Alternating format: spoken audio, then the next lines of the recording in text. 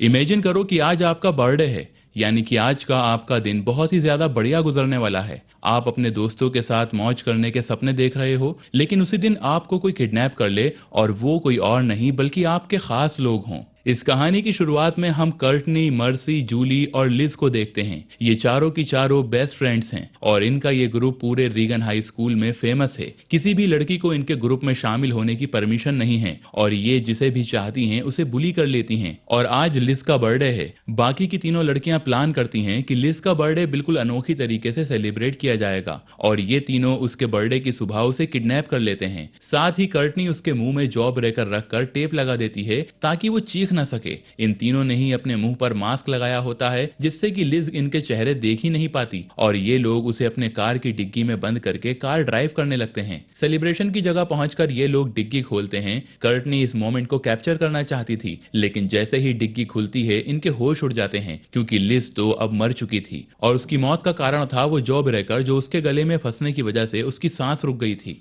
अब यहाँ पर इन तीनों को डर लगने लगता है कि अब इन्हें जेल जाना होगा। कर्टनी जो कि इन सब में सबसे ज्यादा शातिर और होशियार थी, वो कहती है कि हमें अब अपने बारे में सोचना चाहिए। लिज अब नहीं रही और ये हमारी वजह से नहीं हुआ, ये तो बस एक एक्सीडेंट था। हम लोग तो मजे करना चाहते थे, हमें क्या पता था कि ये सब हो जाएगा। हालांकि जूली चाहती थी कि ये लोग पुलिस को सब कुछ सच बता दें, लेकिन कर्टनी के रहते ऐसा पॉसिबल नहीं था। इसके बाद कर्टनी अब लिज की मां बनकर स्कूल की प्रिंसिपल को फोन करती है और उनसे कहती है कि आज लिज की तबीयत खराब है तो वो स्कूल नहीं आ सकती। और फिर ये लोग स्कूल पहुंचते हैं और अपने पूरे ऑरा के साथ जैसे कुछ हुआ ही ना हो। हालांकि जूली और मर्सी अब भी डर रही थीं, लेकिन कर्टनी यहाँ भी उन्हें समझाती है और जब ये लोग बाथरूम से निकल रही थीं तभी वहां पर प्रिंसिपल आ जाती है। वो इनसे कहती है कि आज लिज नहीं आएगी, उसकी कुछ किताबें मेरे पास हैं, तुम लोग जाते हुए वो किताबें उसके घर पहुंचा देना क्योंकि मैं नहीं चाहती उसका असाइनमेंट टाइम से कंप्लीट ना हो। कर्टनी उनकी बात मानकर वहां से बाहर निकलती है। दरअसल कुछ ही दिनों में इनका स्कूल खत्म होकर कॉलेज शुरू होने वाला था, इसीलिए इनका ये लास्ट असाइनमेंट था।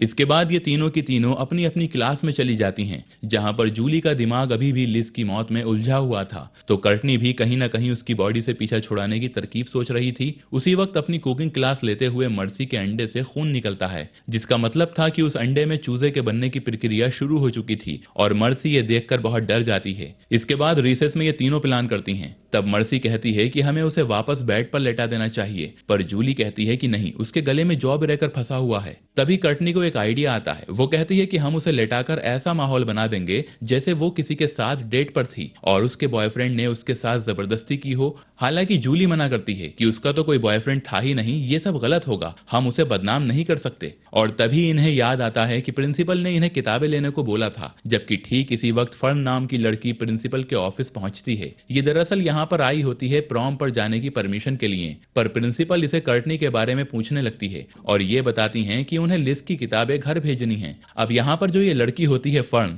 ये बहुत टाइम से लिज को लाइक करती थी पर उससे बात करने का मौका ही नहीं मिलता था। ये कहती है कि मुझे भी आज उसी साइड जाना है, अगर आप चाहो तो ये बुक्स मुझे दे दो, मैं उसे हैंडओवर कर दूंगी। इसके बाद जब प्रिंसिपल घर जा रही थी तभी कर्टनी का ग्रुप उनके पास आता है किताबों के लिए, लेकिन वो उन्हें बताती हैं कि उन्होंने किताबें तो फर्न को दे दी हैं और वो तो अब लिज के घर पहुंचने भी वाली होगी। अब ये चारों आनन फानन में लिज की बॉडी को उठाकर उसके घर में ले जाती हैं और बड़ी ही मुश्किल से उसको बेड पर लेटाती हैं। यहाँ पर कर्टनी और मर्सी उसकी अकड़ी हुई बॉडी को अलग से पोस्चर में सेट करती हैं, जबकि फर्न भी उसकी घर की तरफ आ रही होती है। तभी घर के अंदर जूली को एक बर्थडे कार्ड मिलता है जिसमें लिज की वॉइस रिकॉर्ड होती है। दरअसल इस कार्ड में एक रिकॉर्डर लगा हुआ था जिसमें लिज के किडनैप के टाइम की उसकी आवाजें रिकॉर्ड हुई थी और ये कार्ड दिया भी जूली नहीं होता है। फर्न भी घर के अंदर आ चुकी होती है। जूली पूरी तरह इमोशनल हो चुकी है, वो पुलिस को सब कुछ बताना चाहती है, लेकिन कर्टनी उसे रोकती है और इसी वक्त दरवाजे पर फर्न आ जाती है। वहीं अंदर कर्टनी उसे कहती है कि मैं हम सबको बचा रही हूँ, लिज भले ही मेरी वजह से मरी है लेकिन मैं ये बात बाहर नहीं आने दूंगी। और जैसे ही ये दरवाजा खोलती हैं बाहर इन्हें फर्न मिल जाती है। कर्टनी उससे कहती है कि सच सच बताओ तुमने क्या सुना है, और ये फर्न को डराने की कोशिश करती हैं, लेकिन तभी फर्न को लिज की बॉडी दिखती है और वो चीखती हुई बाहर भागती है, लेकिन आखिरकार ये तीनों उसे पकड़ ही लेती हैं। यहाँ पर कर्टनी उसे धमकाती है कि तुम हमारा राज जान गई हो, हम तुम्हें ऐसे नहीं जाने दे सकते। वो उसे एक ऑफर देती है कि तुम हमेशा हमारे जैसा बनना चाहती थी और देखो अब हमारे ग्रुप में एक जगह भी खाली है, तो अगर तुम किसी को इस बारे में नहीं बताओ तो हम तुम्हें अपने ग्रुप में शामिल कर लेंगे और तुम्हारा मेकओवर करके तुम्हें एक नया और खूबसूरत लुक भी देंगे। हालांकि जूली कर्टनी पर गुस्सा होती है कि ये तुम क्या कर रही हो, पर फर्न जो कि शुरू से ही पॉपुलर होना चाहती थी और वो पूरे स्कूल में डम्बो मशहूर थी, वो कर्टनी के ऑफर को एक्सेप्ट कर लेती है और अगले ही दिन ये लोग फर्न को एक नया लुक देते हैं और उसका नाम रखते हैं वॉयलेट। जबकि आज लिज के माता पिता भी अपनी छुट्टियां बिताकर घर वापस आते हैं और फौरन पुलिस बुलाते हैं। वहीं हम स्कूल में देखते हैं कि जूली अब इनके ग्रुप से अलग हो चुकी है। कर्टनी उसे बुलाती है। जूली कहती है कि मैं अब तुम्हारा ये घिनौना चेहरा सबको दिखा दूंगी। कर्टनी कहती है कि मर्सी और फर्न ये गवाही देने को रेडी हैं कि लिज को तुमने मारा है। अब तुम चाहो तो शौक से पुलिस के पास जा सकती हो, लेकिन याद रखना इसमें तुम ही फंसोगी। इधर वॉयलेट बनी फर्न घर का खाना खा रही होती है, जिसे कर्टनी रोक देती है। वो कहती है कि हम स्कूल में कुछ खा नहीं सकते, क्योंकि अगर हम कुछ खाएंगे तो इससे हम कूल नहीं लग पाएंगे। अपने आसपास देखो, सब लोग कैसे गवारों की तरह खा रहे हैं, इस तरह से हम अट्रैक्टिव नहीं दिखेंगे। तभी वहां पर डैन आ जाता है, जो कि कर्टनी को लाइक करता था। वो वॉयलेट को देखकर शॉक्ड हो जाता है। उसका हैरान होना वॉयलेट के दिल को खुशी से भर जाता है। जबकि दूसरी तरफ लिज के पेरेंट ने एक प्राइवेट डिटेक्टिव हायर की होती है, वेरा, जो कि इस वक्त प्रिंसिपल के ऑफिस पहुंचती है उससे पूछताछ करने। जबकि ठीक इसी वक्त अकेले बाहर खड़े होकर बस का इंतजार करती हुई जूली को एक लड़का लिफ्ट ऑफर करता है। इसका नाम जैक होता है और ये बहुत पहले से जूली को पसंद करता है, लेकिन जूली ने कभी इसे भाव ही नहीं दिया, क्योंकि वो तो अपने ग्रुप में मस्त थी। और अब जब वो अकेली हो गई है तो वो भी हंसते हुए उसकी गाड़ी में जाकर बैठ जाती है। अब घर पर ड्रॉप करते हुए जैक जूली से उसका नंबर मांगता है।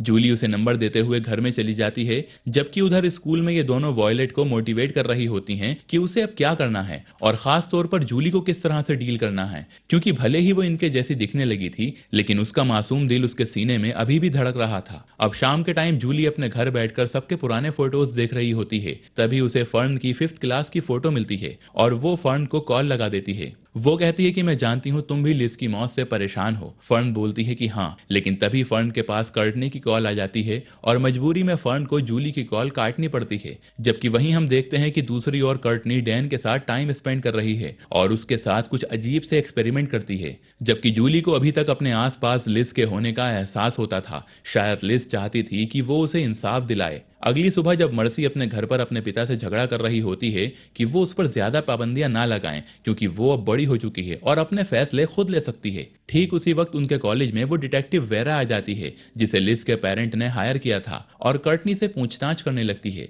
वो बारी बारी से इन तीनों से ही सवाल पूछती है, पर इन तीनों में से कोई भी उसे सच नहीं बताता है।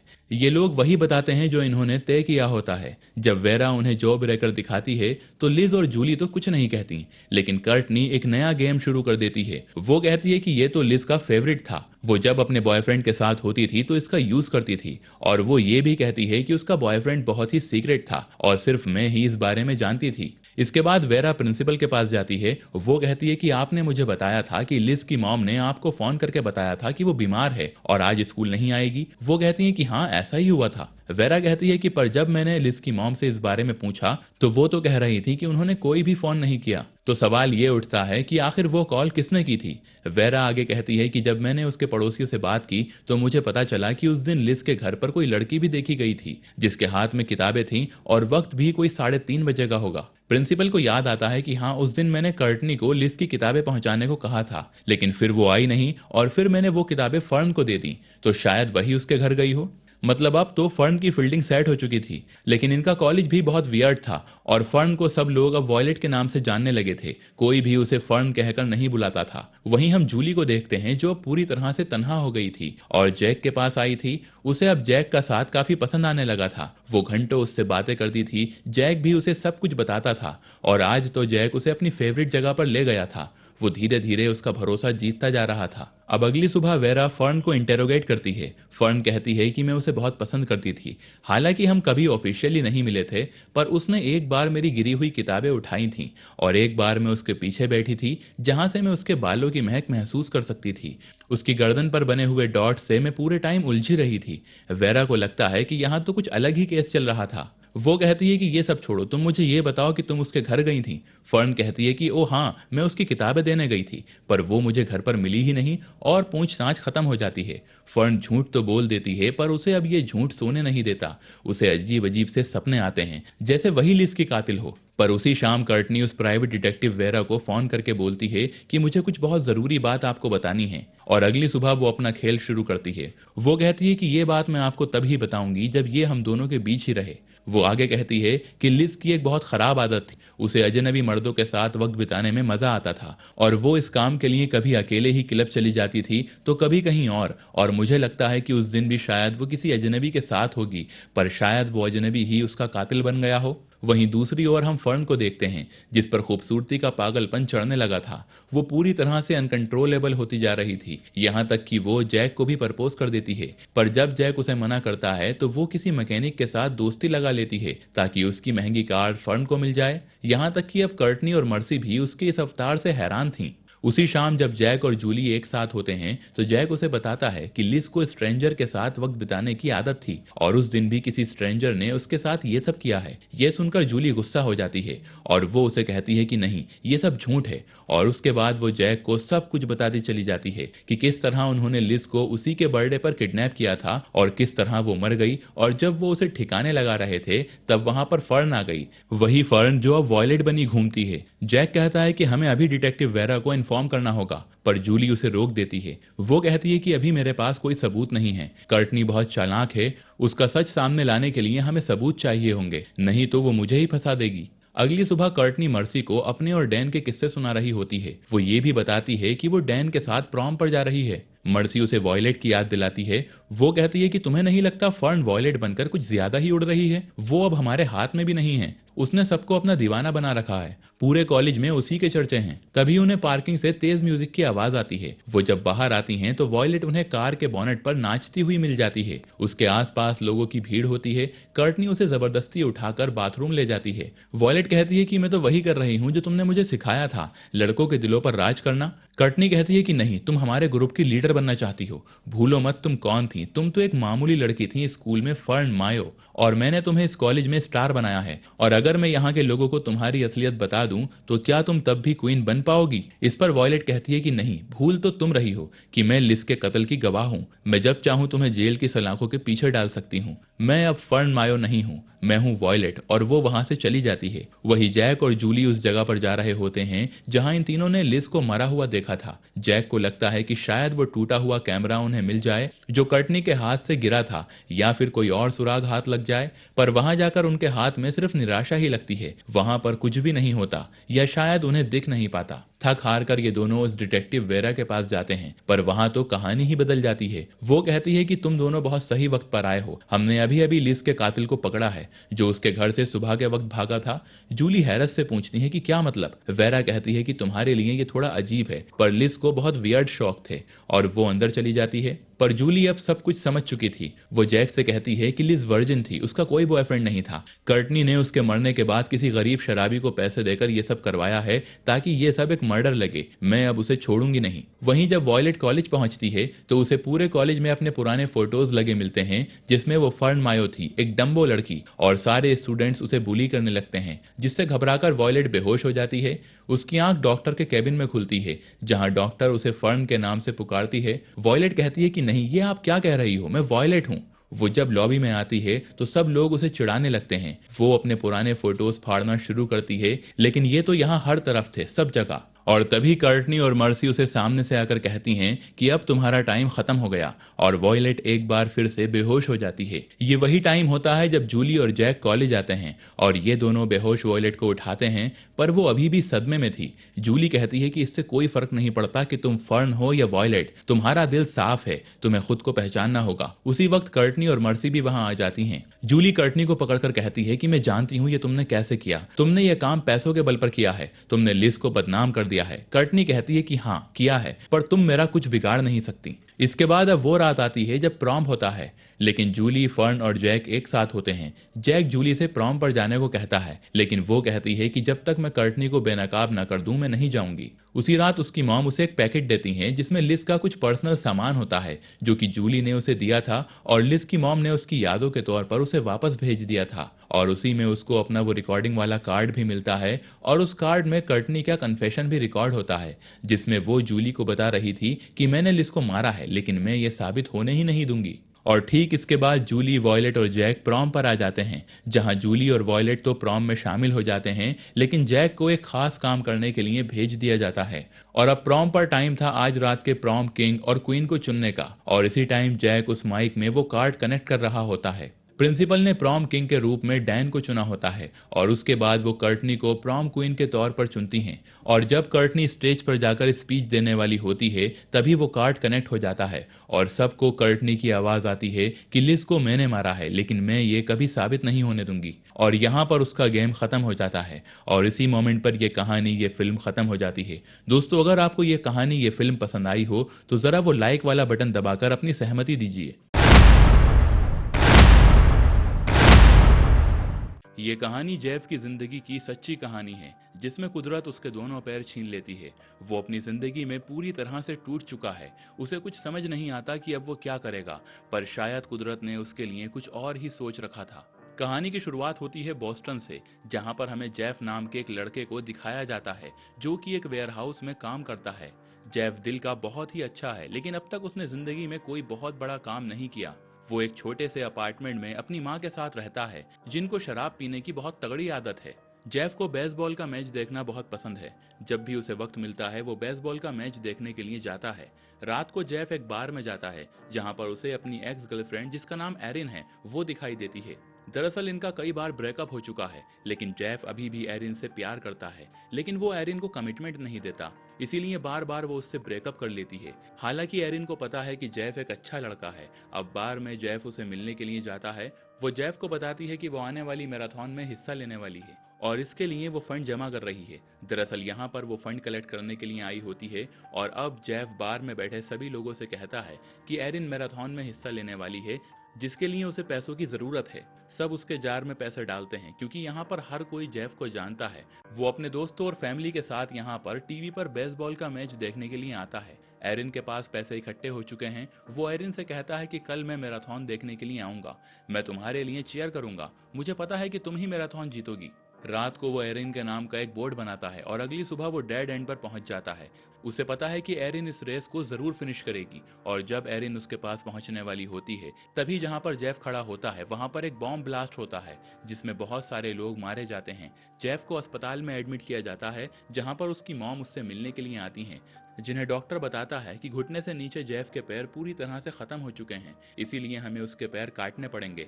जेफ के दोनों पैर काट दिए जाते हैं जिससे जेफ की जान तो बच जाती है लेकिन वो अब एक अपाहिज हो चुका है। हॉस्पिटल में एक इंश्योरेंस एजेंट आता है जो जेफ की मॉम को बताता है कि जेफ ने अपना इंश्योरेंस करवाया था, इसीलिए हॉस्पिटल में जो भी उसका खर्चा होगा वो सारा का सारा इंश्योरेंस कंपनी देगी। साथ ही जॉब छोड़ने के बाद सैलरी भी उसे इंश्योरेंस कंपनी देगी।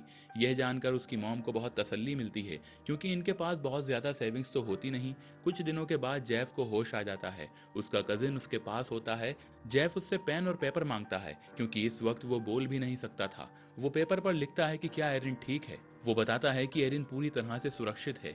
जेफ कहता है कि मैंने उन आतंकवादियों को देखा था जिन्होंने बॉम्ब ब्लास्ट किया। और जब जेफ की मॉम को ये बात पता चलती है वो एफबीआई को इन्फॉर्म करती है। वहीं पर अब एरिन जेफ के पास आती है। एरिन बहुत ज्यादा उदास है। दरअसल जब से बॉम्ब ब्लास्ट हुआ है तब से वो हॉस्पिटल में ही है। उसे लगता है कि आज जेफ की जो भी हालत है वो सब उसी की वजह से है क्योंकि उसी को चीयर करने के लिए वो वहां पर आया था। वहीं एफबीआई को जब पता चलता है कि जेफ ने उन आतंकवादियों को देखा था तो जेफ से मिलने के लिए वो आते हैं। जेफ उन दोनों का हुलिया उन्हें बताता है, जिसके बाद जल्दी ही वो उन दोनों को पकड़ लेते हैं जिन्होंने वहां पर बॉम्ब ब्लास्ट किया था। जेफ का परिवार बहुत खुश होता है क्योंकि जेफ की वजह से वो दोनों के दोनों आतंकवादी पकड़े गए। पर जेफ की जिंदगी अब पूरी तरह से बदल चुकी है। वो अपने इन हालातों से लड़ रहा होता है। डॉक्टर उसके पैर की पट्टियों को बदलने के लिए आते हैं जिस दौरान उसे बहुत दर्द होता है। एरिन भी उसके पास होती है। वो जेफ को किसी तरह से संभालने की कोशिश करती है पर जेफ को ये दर्द सहना ही पड़ता है। डॉक्टर्स चले जाते हैं। एरिन की आंखों में आंसू आ चुके हैं और वो जेफ से कहती है कि आज जो भी तुम्हारी हालत है उसकी जिम्मेदार सिर्फ मैं हूँ। तुम मुझे चीयर करने के लिए वहां पर आए और तुम्हारे साथ ये हादसा हो गया। लेकिन जेफ उसे समझाता है कि इसमें तुम्हारी कोई गलती नहीं है, जिंदगी में जो होना होता है वो हो जाता है। जल्दी ही अब जेफ को हॉस्पिटल से डिस्चार्ज कर दिया जाता है, क्योंकि जेफ की वजह से वो दोनों आतंकवादी पकड़े गए थे, इसीलिए बहुत सारे लोग उसे देखने के लिए आए होते हैं, क्योंकि कहीं ना कहीं अब वो बॉस्टन का हीरो है। जल्दी ही जेफ अपने घर पहुंच जाता है, जहां पर उसके डैड और कुछ और लोग उसका इंतजार कर रहे होते हैं। जेफ का अपार्टमेंट बहुत छोटा है, जो कि ऊपर के फ्लोर पर है। उसकी व्हील चेयर वहां तक नहीं जा सकती, क्योंकि इनके घर पर कोई लिफ्ट नहीं है। अब जेफ को किसी तरह से ऊपर ले जाया जाता है, पर घर में बहुत सारे लोग होने की वजह से उसे बड़ा अनकंफर्टेबल लग रहा होता है। वो एरिन से कहता है कि मुझे वॉशरूम जाना है। वॉशरूम में जाकर वो बाथ टब में बैठ जाता है। एरिन वहां से चली जाती है। एरिन के जाने के बाद वो बाथ टब में बैठकर बहुत देर तक रोता रहता है। उसे पता है कि उसकी जिंदगी अब बहुत मुश्किल हो चुकी है। बिना पैरों के वो पहले जैसी नॉर्मल जिंदगी नहीं जी सकता। अगली सुबह जब वो उठता है तो वो भूल जाता है कि अब उसके पैर नहीं रहे। वो नॉर्मल तरीके से उठने की कोशिश करता है और इसीलिए वो गिर जाता है, और अब उसकी माँ उसे रिहैब सेंटर ले जाती है, जहाँ पर उसे कुछ एक्सरसाइजेस बताई जाती हैं कि जब उसे प्रोस्थेटिक लेग्स दिए जाएं तो वो आराम से उनका यूज कर पाए। उसके लिए उसे अपने पैरों में ताकत की जरूरत होगी। यहाँ पर जेफ को अपने घर के कमर्ड में बैठने में, उठने में, छोटे मोटे काम करने में बहुत तकलीफ हो रही थी। इसीलिए वो एरिन को कॉल करता है और कहता है कि ये सब मैं अकेला नहीं कर सकता, मुझे तुम्हारी जरूरत है। एरिन उसके पास आ जाती है। वो हर एक काम में उसकी मदद करती है, और यहाँ पर जेफ का बहुत सारे लोग इंटरव्यू लेने आते हैं। साथ ही उसे बहुत सारी जगह से गेस्ट के तौर पर बुलाया जाता है।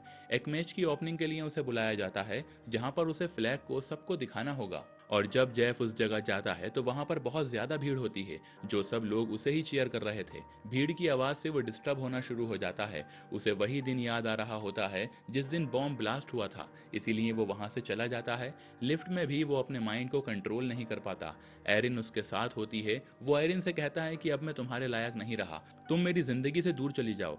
दरअसल वो अंदर से पूरी तरह से टूट चुका है। एरिन इस बात को समझती है। ये दोनों के दोनों घर वापस आ जाते हैं, जहां पर जेफ एरिन से माफी मांगता है, और आज बहुत दिन के बाद ये दोनों एक दूसरे के करीब आ जाते हैं। इस तरह से कुछ दिन बीत जाते हैं। जेफ एरिन को बताता है कि भीड़ में उसे बहुत अनकंफर्टेबल लगता है, इसीलिए ना तो किसी इंटरव्यू में और ना ही किसी शो में वो जाना चाहता है। वो कहती है कि तुम्हें अपनी मॉम से बात करनी पड़ेगी, तुम्हारी मॉम ही तुम्हारे लिए हर एक इंटरव्यू, हर एक शो को अरेंज करती हैं। अब अगले ही दिन जब उनके घर पर बारबेक्यू पार्टी होती है तो जेफ की मॉम बताती हैं कि बहुत जल्दी जेफ को हम सब एक नए शो में देखेंगे। एरिन जेफ से कहती है कि तुम्हें अपनी मॉम को बता देना चाहिए, और अब जेफ अपनी मॉम से कहता है कि मैं भीड़ में नहीं जाना चाहता, मैं किसी शो का हिस्सा नहीं बनना चाहता। भीड़ में जाने पर मुझे दौरे पड़ना शुरू हो जाते हैं। मुझे वही पल याद आते हैं जब मेरे पास बॉम्ब ब्लास्ट हुआ था। उसकी मॉम कहती हैं कि तुमने मुझे इस बारे में कभी भी कुछ नहीं बताया। साथ ही वो एरिन को भी उल्टा सीधा कहती हैं, क्योंकि उन्हें लग रहा होता है कि वो एरिन के कहने पर ये सब कुछ कर रहा है। और इसी रात को वो बहुत ज्यादा शराब पी लेती हैं, और नशे की हालत में वो उसके दरवाजे को नॉक करती हैं और कहती हैं कि तुम्हें उस शो का हिस्सा बनना चाहिए, मैं चाहती हूँ कि तुम बहुत बड़े आदमी बनो। पर जेफ साफ साफ मना कर देता है, क्योंकि वो अपनी मेंटल हेल्थ को अच्छा करना चाहता है। उसकी जिंदगी एक बार फिर से पहले की तरह हो जाती है।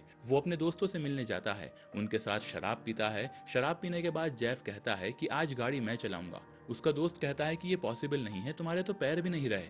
जेफ कहता है कि मैं सिर्फ स्टीयरिंग को कंट्रोल करूंगा, क्लच और ब्रेक को तुम कंट्रोल करना, जब भी मैं कहूं तुम क्लच और ब्रेक दबा देना। उसका दोस्त ऐसे ही करता है। वो नीचे बैठकर क्लच और ब्रेक को कंट्रोल करता है, और अब जेफ गाड़ी चलाता है। वो बहुत स्पीड में गाड़ी चला रहा होता है। एक पुलिस की गाड़ी इनका पीछा करना शुरू कर देती है। वो इनकी गाड़ी को चेस करके रोक लेती है, और जब पुलिस वाला जेफ को देखता है तो बहुत खुश हो जाता है। उसे पता है कि जेफ कौन है, इसीलिए वो जेफ के साथ एक सेल्फी लेकर वहां से निकल जाता है। रात को एरिन जब घर आती है तो वो देखती है कि जेफ बाथ टब में बेहोश पड़ा है, क्योंकि उसने बहुत ही ज्यादा शराब पी रखी है। साथ ही उसकी मॉम भी नीचे होती हैं, वो भी बहुत ज्यादा नशे में होती हैं, इसीलिए उन्हें जेफ के बारे में कुछ एहसास नहीं होता। इस बात से एरिन को बहुत गुस्सा आता है, और अगले ही दिन जब ये रिहैब जा रहे होते हैं तो एरिन के बीच में और जेफ की मॉम के बीच में आर्ग्यूमेंट्स होना शुरू हो जाते हैं। जेफ इन दोनों को चुप करने के लिए कहता है। जल्दी ही ये लोग रिहैब पहुंच जाते हैं, पर आज पहली बार जेफ को प्रोस्थेटिक लेग्स का यूज करना है। वो उन्हें पहनकर चलने की कोशिश करता है, लेकिन ये बड़ा ही मुश्किल काम है। जेफ कहता है कि मैं ये नहीं कर सकता। ये सब के सब वहां से निकल जाते हैं, और जब ये गाड़ी के पास होते हैं एक बार फिर से एरिन के बीच में और जेफ की माँ के बीच में आर्ग्यूमेंट्स होते हैं। जेफ यहाँ भी उन्हें चुप रहने के लिए कहता है, और अब एरिन को गुस्सा आ जाता है और वो जेफ से कहती है कि तुम एक कायर इंसान हो। तुम अपनी माँ को ये तक नहीं कह पाए कि तुम इंटरव्यू में नहीं जाना चाहते थे। तुम्हें अपने आप को फेस करना शुरू करना जाना होगा। और ये कहकर वो वहाँ से निकल जाती है। वो अपनी सिस्टर के पास जाती है और बताती है कि मैं प्रेग्नेंट हूँ, मैं इस बच्चे को इस दुनिया में लाना चाहती हूँ। लेकिन जेफ अपनी जिम्मेदारी उठाने के लिए तैयार नहीं है। उसकी सिस्टर कहती है कि तुम्हें जेफ से बात करनी चाहिए। वो जेफ से मिलने के लिए जाती है और उसे बताती है कि मैं प्रेग्नेंट हूँ। ये बात सुनकर उसे बहुत गुस्सा आता है। वो कहता है कि इस वक्त मैं इन सब चीजों के लिए तैयार नहीं हूँ, मैं एक बच्चे की जिम्मेदारी बिल्कुल नहीं उठा सकता। हमेशा से मेरा सपना था कि मैं अपने बच्चे के पीछे भागूं, मैं उसे अपनी गोद में खिलाऊं, जिसके लिए मैं इस वक्त तैयार नहीं हूँ। आज मेरी जो भी हालत है इसकी वजह सिर्फ तुम हो। मैं जिंदगी भर तुम्हारे पीछे भागता रहा। उस दिन मैं तुम्हें चेयर करने के लिए आया था, जिस वजह से उस बॉम्ब ब्लास्ट में मेरे दोनों के दोनों पैर चले गए। ये सारी बातें सुनकर एरिन को बहुत गुस्सा आता है। वो गाड़ी से उतरकर अपने घर के अंदर चली जाती है। जेफ की व्हील चेयर वो नहीं निकालती और अब जेफ अपनी गाड़ी से निकलकर रेंगता हुआ दरवाजे के पास जाता है। वो दरवाजे को नॉक कर ही रहा होता है कि एक बार फिर से उसे दौरा पड़ जाता है। उसे वही पल याद आते हैं जिस पल में बॉम्ब ब्लास्ट हुआ था। वो फूट फूट कर रोने लगता है और अब एरिन अपना सामान लेकर घर से निकल जाती है। इसी तरह कुछ दिन बीत जाते हैं और एक दिन जब वो रेस्टोरेंट में होता है तो एक आदमी उससे मिलने के लिए आता है। ये वही आदमी है जो जेफ को हॉस्पिटल तक ले गया था। जेफ उससे पूछता है कि तुम लोगों की मदद क्यों करते हो। वो कहता है कि मेरे दो बेटे थे, मेरा बड़ा बेटा एक मरीन था जो देश के लिए शहीद हो गया। उसकी मौत के बाद मैं पूरी तरह से टूट गया। मैं अपने आप को संभाल नहीं पाया, इसीलिए मैं अपने छोटे बेटे पर ध्यान नहीं दे पाया और वो डिप्रेशन में चला गया और जल्दी ही उसने अपनी जिंदगी का खात्मा कर लिया। मैं अपने छोटे बेटे की मौत के लिए खुद को जिम्मेदार समझता हूँ, इसीलिए मैं हमेशा दूसरे लोगों की मदद करता हूँ। अगर वक्त रहते मैंने अपने आप को संभाल लिया होता तो आज मेरा छोटा बेटा जिंदा होता। जब भी मैं किसी की जान बचाता हूँ तो मुझे ऐसा लगता है कि मैंने अपने बेटे की जान बचाई है। हम चाहते हैं कि बोस्टन में जो बेसबॉल का टूर्नामेंट होने वाला है उसका पहला बॉल तुम फेंको। जेफ को एहसास होता है कि जो वो अपनी जिंदगी के साथ कर रहा है वो बिल्कुल गलत है। वो कहता है कि मैं जरूर टूर्नामेंट की पहली बॉल फेंकूंगा। दरअसल ये एक बहुत बड़ा टूर्नामेंट होता है और अब वो ट्रेनिंग करना शुरू कर देता है। वो दिन रात मेहनत करता है, जिस वजह से उसे थोड़ा थोड़ा प्रोस्थेटिक लेग्स पर कंट्रोल आना शुरू हो जाता है। साथ ही वो बेसबॉल को फेंकने की प्रैक्टिस भी करता है ताकि पहली बॉल को वो अच्छे से फेंक सके। साथ ही वो एरिन को एक वॉइस मेल भेजता है जिसमें वो उससे माफी मांगता है और कहता है कि अब मैं हर एक जिम्मेदारी को उठाने के लिए तैयार हूँ, बस मुझे तुम्हारा साथ चाहिए। जल्द ही वो दिन भी आ जाता है जब उसे टूर्नामेंट में पहला बॉल फेंकना होगा। चारों तरफ बहुत सारे लोग होते हैं, सब उसे चीयर कर रहे होते हैं और जेफ पहला बॉल फेंकता है। जब वो वहां से बाहर आता है तो उसके आसपास बहुत सारे लोग होते हैं। तभी एक लड़का उसके पास आता है। वो कहता है कि मैं अपनी जिंदगी से बहुत निराश था और आज जब मैंने तुम्हें यहाँ पर देखा और तुम्हें बॉल फेंकते हुए देखा तो मेरे अंदर उत्साह भर गया। मुझे समझ में आया कि जिंदगी कितनी प्रीशियस है, हमें उसे जीना चाहिए क्योंकि जिंदगी तो जीने का ही नाम है। यहाँ पर जेफ को भी एहसास होता है कि उसकी वजह से कितने सारे लोग मोटिवेट हो रहे हैं, इसीलिए वो तय करता है कि वो अपनी जिंदगी में अपने आप को और भी ज्यादा मजबूत करेगा। इसके बाद वो गाड़ी में बैठता है जहाँ पर उसकी मॉम होती हैं। उसकी मॉम उससे माफी मांगती हैं और कहती हैं कि मैंने तुम्हारे लिए हर एक चीज अच्छी करने की कोशिश की। वो कहता है मॉम मुझे पता है, और अब वो अकेला ही एरिन से मिलने के लिए जाता है। उसने प्रोस्थेटिक लेग्स पहने होते हैं और उन्हीं लेग्स के सहारे चलता हुआ वो रेस्टोरेंट के अंदर जाता है जहाँ पर एरिन पहले से उसका इंतजार कर रही होती है। वो एरिन के पास बैठ जाता है। एरिन भी उसे प्रोस्थेटिक लेग्स के साथ चलता हुआ देखकर बहुत खुश होती है। जेफ उससे माफी मांगता है और एरिन उसे माफ कर देती है। जल्दी ही ये दोनों के दोनों शादी कर लेते हैं। 2014 में इनकी एक बेटी होती है और 2016 में ठीक 2 साल के बाद एरिन बोस्टन की मैराथन दौड़ को पूरा करती है जहां पर उसके लिए जेफ चीयर करता है। तो ये थी जेफ और एरिन की जिंदगी की सच्ची कहानी। उम्मीद करते हैं आपको ये कहानी बहुत मोटिवेट करेगी और अगर आपको ये कहानी पसंद आई हो तो वीडियो को लाइक करके चैनल को सब्सक्राइब कर दें और वो नोटिफिकेशन वाला बेल आइकन जरूर दबाएं ताकि अगली अपडेट सबसे पहले आपको मिले।